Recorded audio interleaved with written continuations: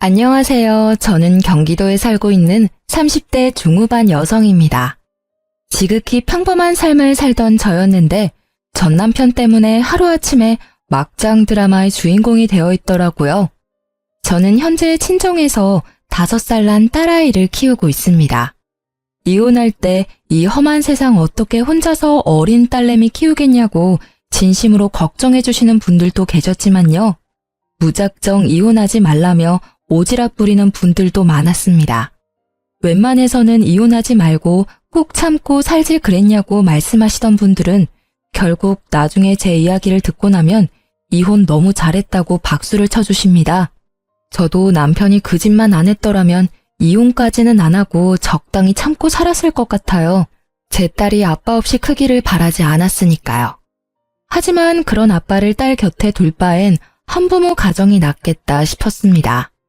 사실 망설이다 사연 보내게 된 이유도 저도 사람인지라 제 이야기를 여러 번 하기 힘들기 때문입니다. 과거의 기억을 계속 끄집어내면 그때의 감정이 되살아나 너무 힘들어요. 전 남편과 사내 부부였기에 제 이혼은 더욱더 사람들의 관심 대상이었어요. 아직까지도 가까운 동료들 말고 그 외의 사람들에게 왜 이혼했냐, 딸 있는데 어쩌다 이혼했냐 이런 말들을 가끔 들어요. 그래서 앞으로는 링크 보내주면서 제 사연이라고 간단하게 말하고 싶어서 이렇게 사연 보내게 됐습니다. 읽어주실지는 잘 모르겠습니다만 제 이야기 한번 솔직히 털어놓을게요. 앞서 말했듯이 저와 전 남편은 사내 부부였습니다. 남편도 저도 아주 평범한 회사원이었죠. 다만 저는 과장으로 승진할 때 남편은 여전히 평사원이었어요. 남편은 평소에 일과 명예에 대한 욕심 같은 건 그다지 없는 사람이었습니다. 그냥 주어진 일만 잘해내자 하는 스타일의 사람이라 승진을 욕심내거나 모험 같은 건 하지 않았던 거죠. 반면에 저는 남들 쉴 때 하지 않아도 될 일까지 더 많이 일했어요. 좋은 회사에 입사했으니 되도록 높은 곳까지 승진하는 게 꿈이었거든요. 그랬던 제 욕심이 결국 어린 나이에 과장까지 될 수 있게 만들었죠. 시어머니는 맛있다고 꽤 소문나 있는 한정식 집을 시아버님과 운영하고 계셨습니다. 남편 집안도 평범한 편이었는데 한 가지 너무 스트레스였던 게 있었어요. 결혼 전에는 몰랐는데 결혼 후 그 점이 엄청 두드러지더라고요. 바로 요즘 세상이 어떤 세상인데 시골 사람인 시모는 너무나 지독한 남아 선호 사상을 가지고 계셨습니다. 아가, 넌 다른 거 다 필요 없고 그냥 아들만 낳으면 돼. 네? 아들이 최고야. 지금은 잘 모르겠지? 근데 나중에 알게 돼. 안 그래요, 여보? 그렇지. 아무렴 아들이 최고지. 저는 만약 애를 낳아도 성별 상관없이 똑같이 사랑스러울 것 같아요. 그리고 아기 성별이 뭐 제 마음대로 되는 게 아니니까요. 시부가 평소에도 시모한테 잡혀 살고 있어서 그런지 몰라도 언제나 어머님 옆에서 듣기 좋은 맞장구만 치셨습니다. 옛날에 시모도 시집살이를 하도 많이 당해서 시부가 종종 그 긴 세월 죄스럽다고 아내 말을 전적으로 따르시는 분이었거든요. 반면에 맞장구를 치지 않고 항상 솔직한 의견을 말하는 제게는 시모가 가끔 눈을 흘기며 못마땅해 하셨죠. 얘야, 넌 어쩜 어른이 말하는데 그렇게 꼭 따박따박 네 의견을 덧붙이고 싶니? 어른들 말씀 떠받들고 그러려니 해야지. 마음가짐이 틀려먹었네.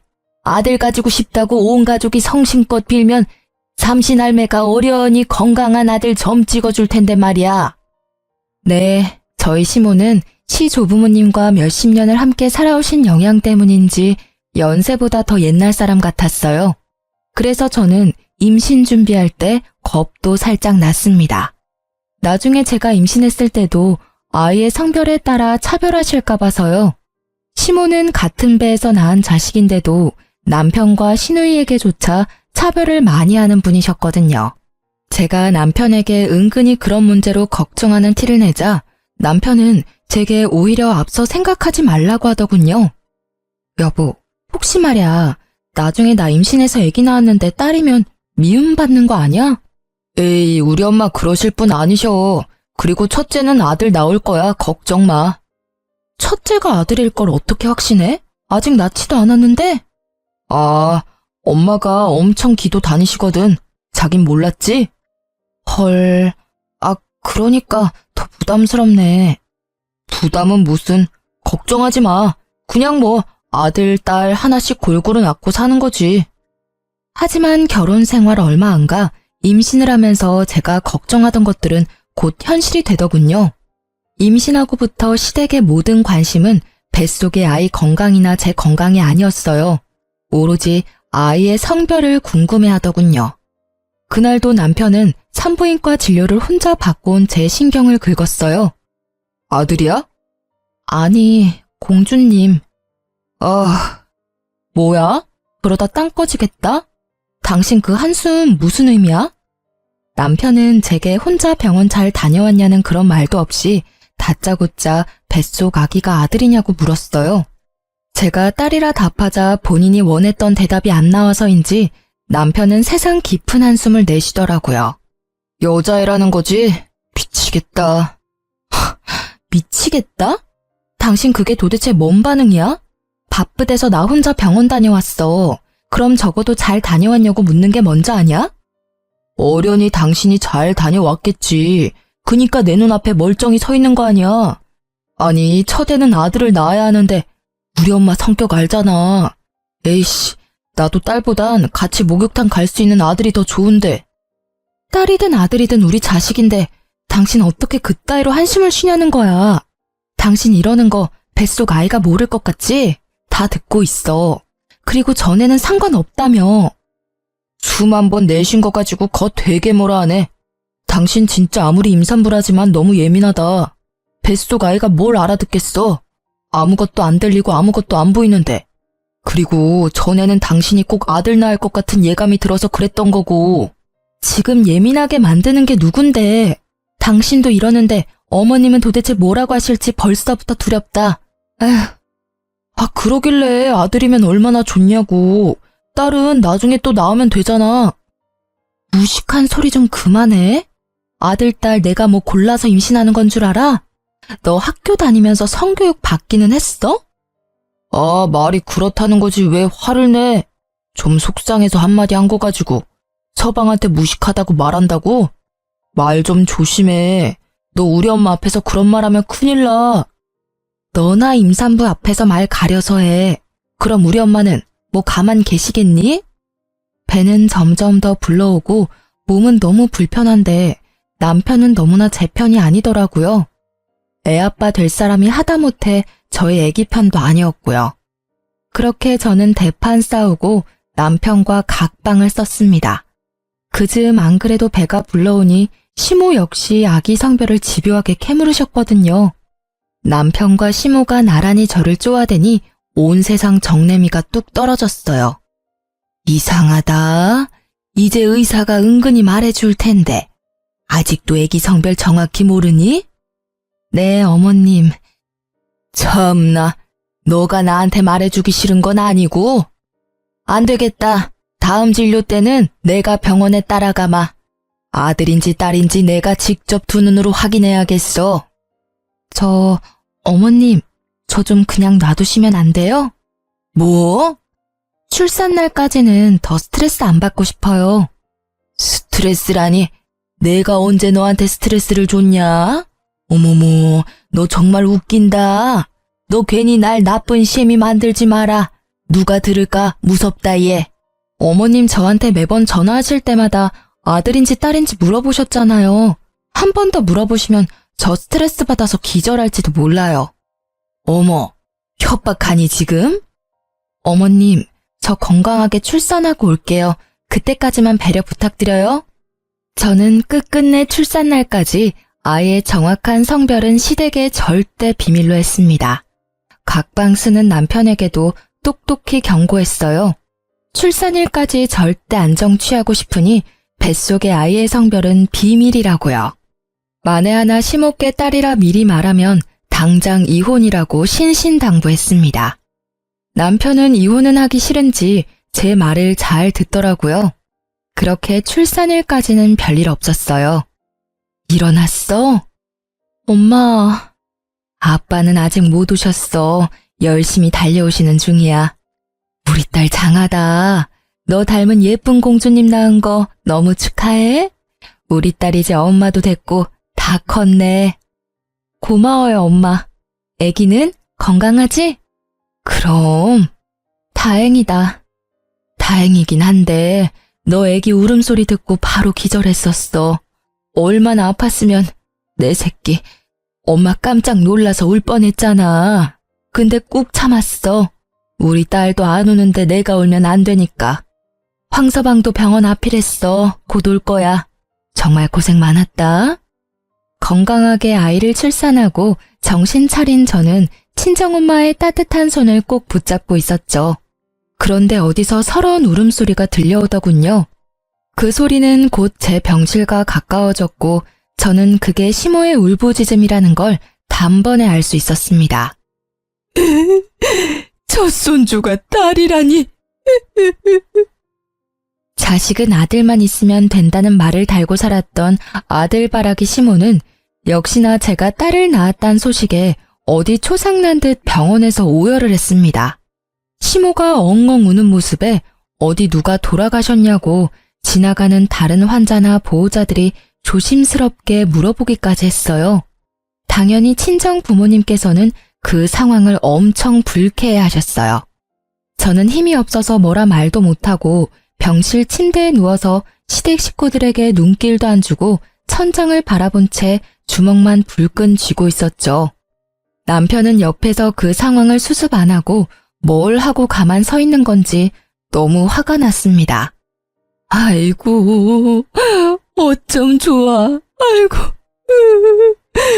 딸이라니, 계집이라니. 아니, 사돈, 정말 너무하신 거 아닙니까? 건강하게 출산한 내 딸 고생했다 격려는 못해줄 망정 귀한 손주 태어난 날에 뭘 그렇게 서럽게 울어요? 갓 태어난 애보다 더 우는 게 지금 말이 됩니까? 어디 초상 났어요? 그 상황에 눈치 없이 시누이까지 제가 딸을 낳았다고 속상한 티를 내더군요. 타돈 어르신, 저희 엄마 마음은 아마 잘 모르실 거예요. 그렇게 손자 낳기를 바라시고 기도하셨는데 와보니 난데없이 손녀딸이니까 얼마나 당황스러우시겠어요?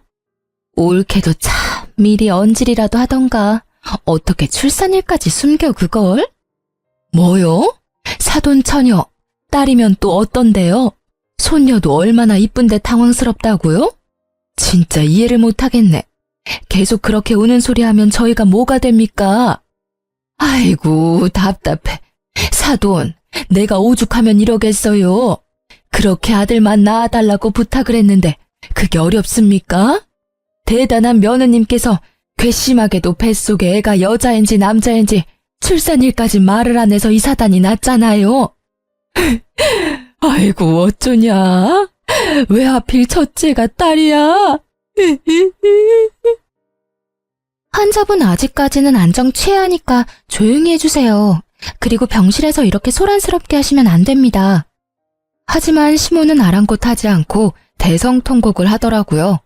저는 참다 없는 힘 다 끌어모아서 남편에게 시댁 식구들 데리고 당장 병실에서 나가라고 악을 썼습니다. 어머님도 어머님이지만 방관하는 남편놈 역시 가만 못 두겠더라고요. 제게 달려오지는 못할 망정 시모 옆에 서서 부축만 하는 꼴을 보는데 얼마나 기가 막히던져. 하마터면 출산하다가 죽을 뻔했는데 내가 딸 낳았다고 저렇게 오열을 하신다고? 야, 내가 왜 너랑 결혼해서 이런 꼴을 봐야 해? 애초에 결혼 전에 아들 낳아야 한다고 조건을 걸지 그랬어. 내가 왜 우리 딸 태어난 소중한 날에 초상집 온 기분을 느껴야 해? 말 가려서 해. 지금 힘든 건 알지만 우리 엄마도 마음 안 좋은데 그렇게 말해야 해. 야, 울고 싶은 건 나야. 정신 차려.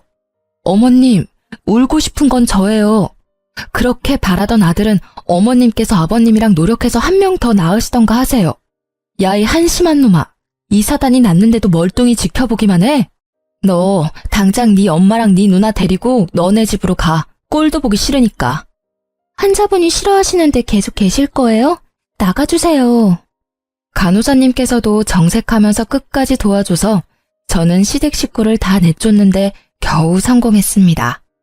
아이를 건강히 낳았다는 기쁨도 잠시 시모의 행동에 너무 기가 막혔어요. 그리고 친정엄마 앞에서 세상 창피했습니다. 저는 남편에게 곧바로 문자를 남겼어요. 아이 얼굴 절대 시모한테 보여주기 싫다고, 혹여나 애기 얼굴 보러 올 생각은 꿈에도 하지 말라고요. 그 후로 친정 부모님이 번갈아 병원에 와주셔서 그나마 안정을 되찾았습니다. 그런데 제가 뭐 반대한다고 해서 시댁에서 아기를 못 보러 오겠습니까? 그 난리를 피워놓고는 또 아기를 보러 오기는 했대요. 친정 부모님 말씀으로는 남편은 다리에 힘이 풀려서 주저앉아서 기뻐하며 울었답니다. 막상 지 눈으로 자기 새끼 보니 감격스러웠겠죠. 제가 바랬던 반응이 그거였는데 왜 일을 이렇게 만든 건지 원망스럽기도 하더군요. 그리고 시모와 시누이는 저와 남편 적절하게 반반 섞여서 너무 귀엽고 사랑스럽다며 한참을 자리를 뜨지 못했다고 합니다. 친정엄마께서 그 모습을 직접 보는데 어이가 없으셨대요. 그렇게 좋아할 거면 그날 왜 그리 모질게 행동했는지 이해가 안 되신다고요. 저는 병원 퇴원하는 날까지 남편 놈과 시댁 식구들은 절대 보기 싫다 했어요. 이미 남편은 매일같이 사죄의 연락이 왔어요. 자신이랑 꼭 닮은 아이를 뒤늦게 정신을 차린 건지 아님 갑자기 부성이라도 샘솟아나는 건지 아주 제게 싹싹 빌더라고요. 여보, 퇴원하는 날까지 어떻게 못 오게 해. 계속 처갓집에 있을 거야? 장모님 장인어른께서도 힘드실 거야. 우리 부부잖아. 집으로 돌아와. 애기도 너무 보고 싶단 말이야. 남편 노릇 아빠 노릇 해야 할 때 안 하고 이제 와서? 미안해. 내가 진짜 미안해, 여보. 장모님 장인어른께도 따로 찾아뵙고 용서 구했어. 당신만 나 용서해주면 진짜 앞으로는 잘할 수 있어. 엄마한테 안이 돌리고 두 공주님들 내가 잘 모시고 살게, 응? 우리 딸 눈 떴으면 아빠 보고 싶을 텐데 제발 화 풀면 안 돼? 애기 생각해서라도 한 번만 봐주라. 우리 엄마도 엄청 반성하고 계셔. 내가 그 후로 얼마나 엄마한테 대들었는지 몰라. 제발 한 번만 기회 주라. 한 번은 기회 줘야 하는 거잖아. 나도 정말 좋은 남편, 좋은 아빠 하고 싶어. 난 아직도 그날 일이 너무 굴욕적이야. 어머님이랑 당신 가족들, 지금 시대가 어느 시대인데 아들 못 낳았다고 병원에서 그 난리를. 잘못했어. 무릎 꿇고 이렇게 빌게. 일단 생각해 볼게. 집에는 안 올 거야? 당장은 못 가. 내 마음이 그래. 그렇게 저는 사과하는 남편에게 매몰차게 굴었어요. 당연히 출산 날부터 이혼을 생각하고 있었거든요. 그렇게 마음이 상했는데 사과한다고 해서 바로 없던 일이 되거나 제 마음이 회복되지는 않으니까요. 그런데 어머님은 사과하러 오셨다가 눈뜬 저희 딸을 보더니 아주 딴 사람이 되시더라고요. 애가 어쩜 이렇게 예쁘게 태어났니? 아이고 그랬어요 우리 공주님. 뭐가 그렇게 궁금해서 눈이 동그래졌어. 할미야, 내가 네 친할미다. 알아보겠어? 어이구 지난번에 봤을 때보다 더 볼이 오동통해졌네. 언제 할미라고 불러줄래? 갓난 애기가 뭘 안다고 끊임없이 말을 거는 시모의 마음이 결코 거짓은 아니라고 생각 들더라고요. 시모는 아이가 눈을 깜빡이기만 해도 좋아서 어쩔 줄 몰라 하시며 조심조심 아기 곁을 맴도셨어요. 그 모습을 보는데 벼랑간 눈물이 핑 돌더라고요. 저한테 왜 그렇게 모질게 구셨어요? 애기 이렇게 예뻐하실 거면서요. 그러게나 말이다. 내가 한치 앞을 모르고 말이야. 미안했다. 이제 화 좀 풀면 안 되냐? 공주님 잘 키울 수 있게 많이 도우마. 한 번만 너가 이 늙은이 딱 한 번만 봐주면 안 되겠니? 그놈의 딸 아들 순서가 뭐가 그렇게 중요하다고. 아들이야 또 낳으면 되는 건데. 이렇게 예쁜 공주님 앞에서 통곡했으니 내가 미친 인간이야. 그렇게 젊은 시절 시댁에서 당하고 살아놓고 말이야. 내가 우리 어머님 너무 경멸하는데 정신 차리고 보니 아주 똑같이 너한테 행동하고 있더라고. 아무쪼록 내가 미안하다. 전에 들어본 적 없는 시모의 너무 다정한 목소리에 진심 어린 사과에 저는 그만 시댁 식구들을 전부 용서하고 말았습니다. 모두가 진심으로 제 딸아이를 예뻐하는 게 느껴졌으니까요. 신우도 진작에 시모 따라 분위기에 휩쓸려서 그랬다며 너무 미안했다고 이미 찾아와서 제게 용서를 구했었고요. 친정 부모님께도 이미 마음이 어느 정도 풀리셔서 이제 제가 선택하라고 해주셨어요. 저는 결국 이혼하려던 결심을 지우고 열심히 딸아이를 남편과 사랑으로 키웠습니다. 그 일들이 벌써 5년 전 이야기네요.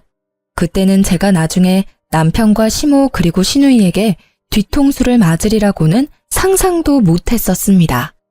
제 하나뿐인 소중한 딸은 친정 부모님께도 물론 예쁨을 많이 받았지만 시부모님께서 특히나 예뻐하셨어요.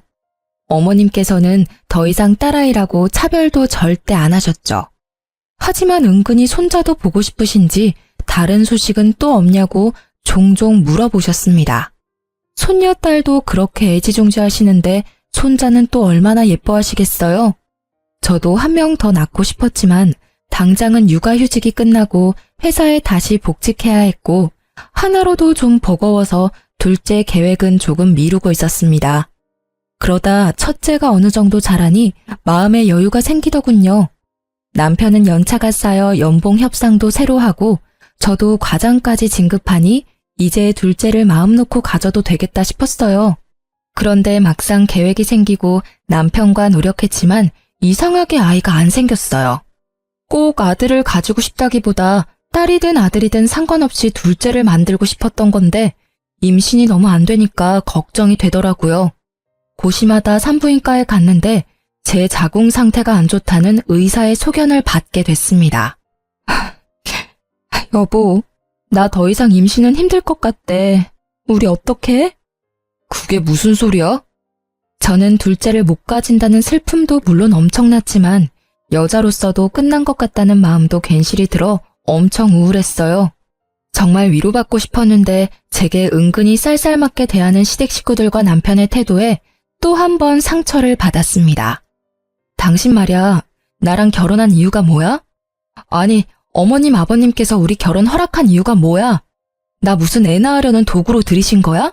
아니잖아. 근데 어떻게 나 애 못 낳는다는데 내가 아프다는데 위로는커녕 다들 사람 취급을 안 해? 내가 무슨 잘못을 했다고? 잘못을 안 했어. 당신이? 진짜 몰라서 물어?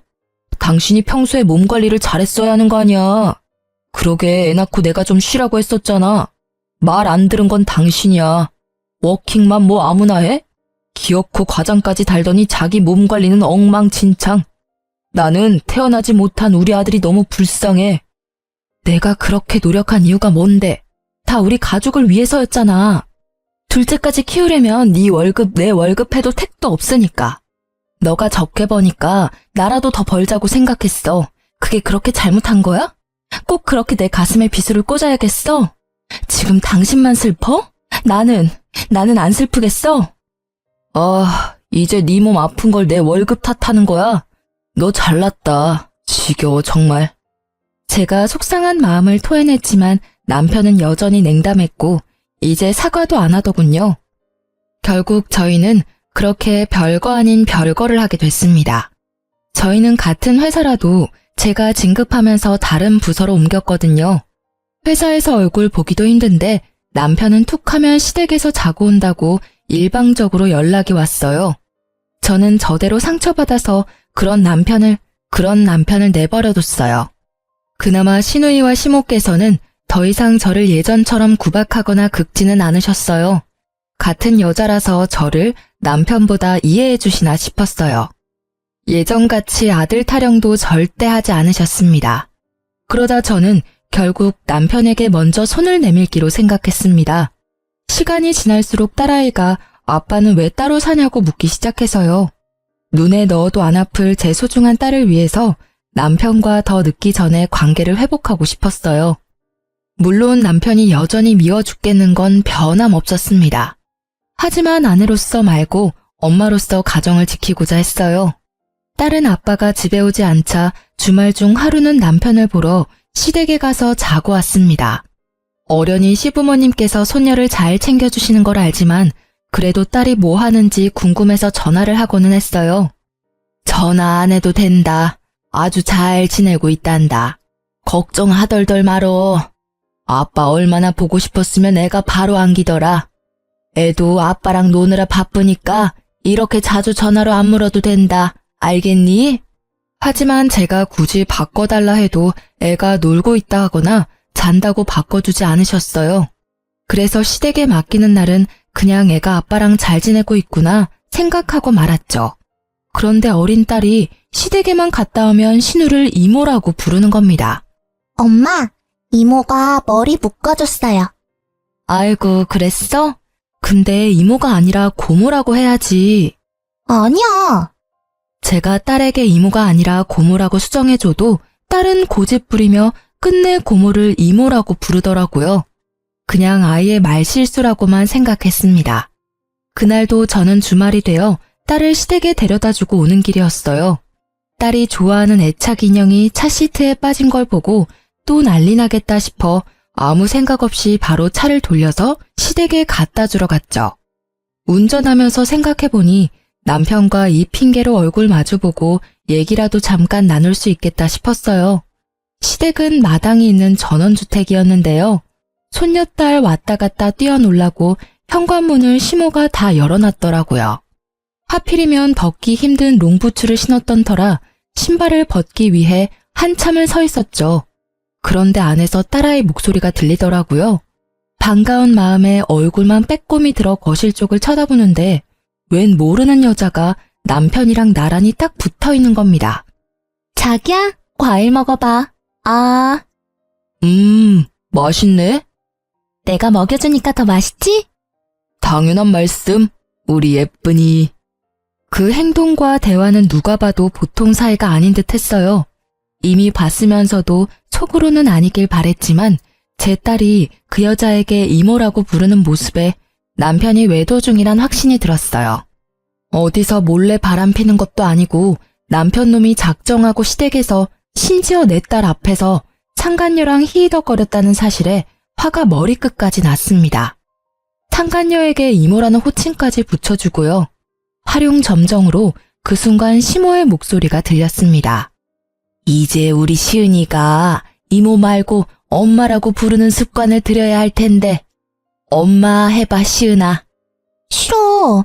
엄마는 집에 있어. 어머니 아직 일러요. 아직 그 사람이랑 이혼도 안 했는데 차근차근 진행해요.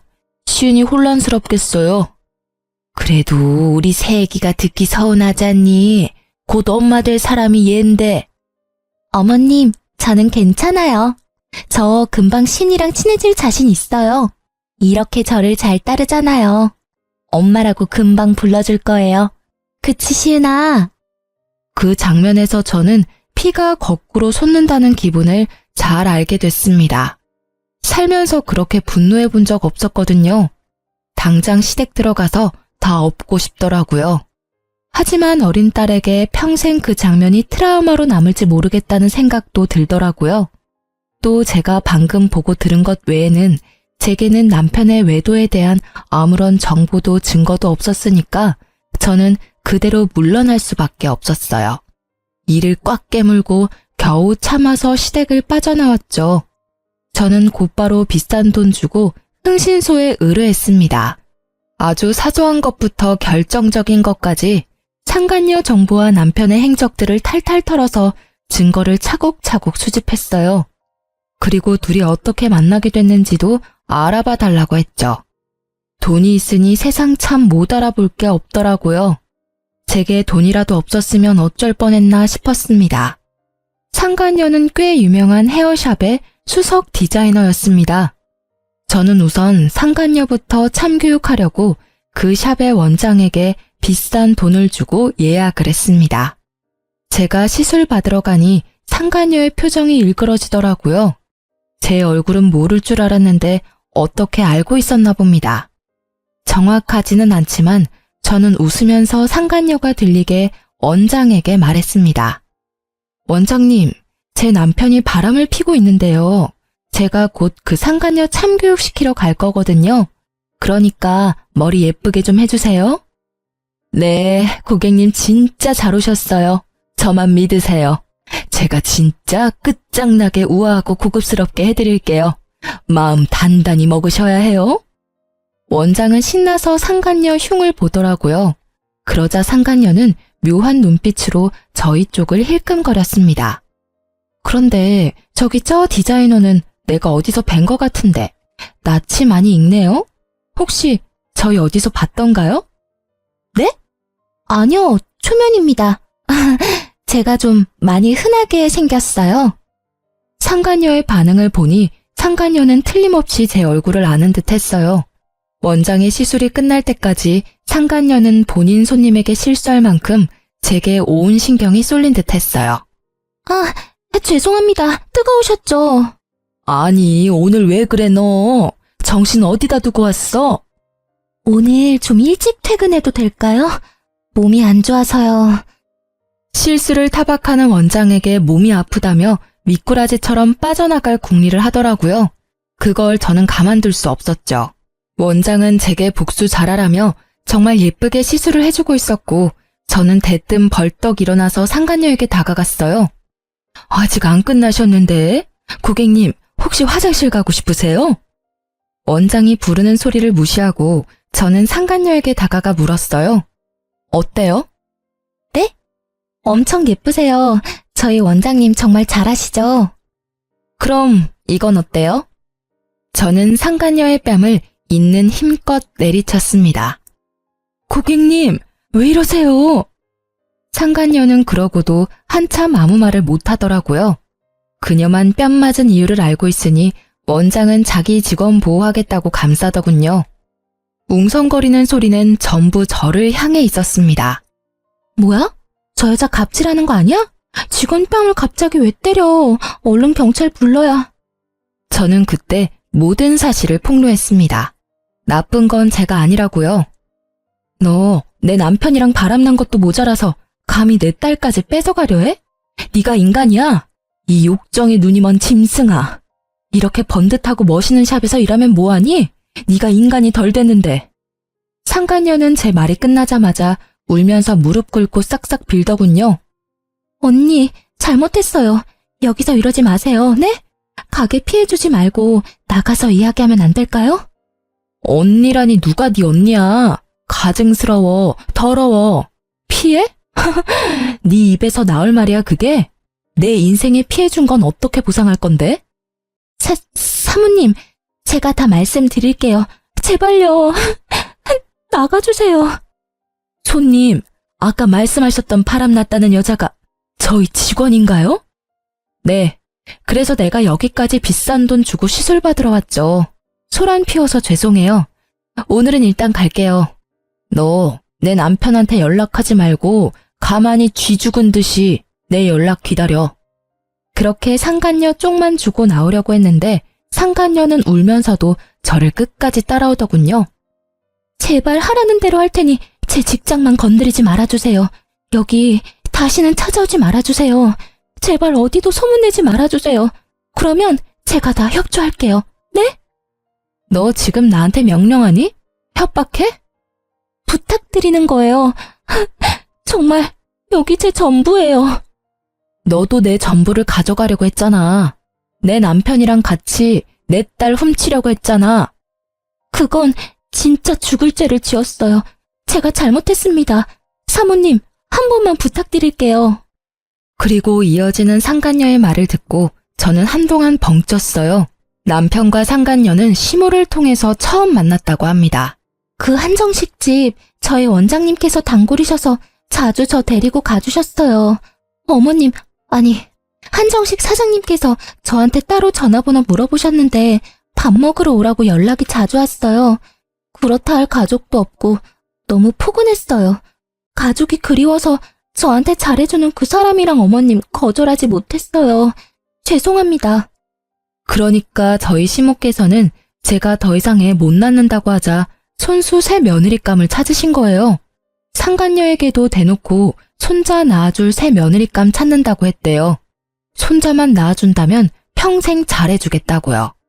그 엄마의 그 아들이라고 그렇게 시모가 소개시켜준 새 여자와 새 출발하겠다고 조강지쳐 버릴 계획이었던 남편이었네요.